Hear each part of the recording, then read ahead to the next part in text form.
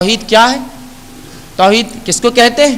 بہت سی بار یہ ہوتا ہے، میں کسی کے تعلق سے بدگمانی نہیں رکھ رہا ہوں، لیکن ایک بات بتا رہا ہوں، بہت سی بار یوں ہوتا ہے کہ جب توحید کی بات لوگوں کے سامنے رکھی جاتی ہے، لوگ کہتے ہیں توحید ہے کیا؟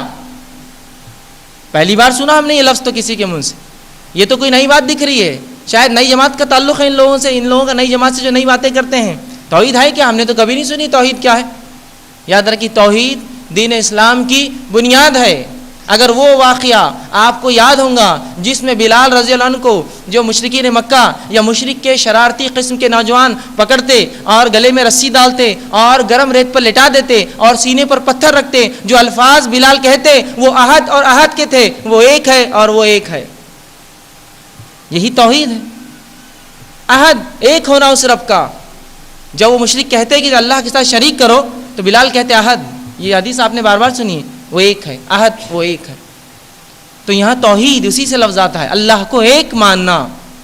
توحید کہتے ہیں عربی زبان میں، وحدہ سے لفظ آتا ہے، اسی سے لفظ واحد بھی آتا ہے، ایک، نمبر 1 جس کو کہتے ہیں عربی میں، اس کا معنی ہوتا ہے ایک کرنا۔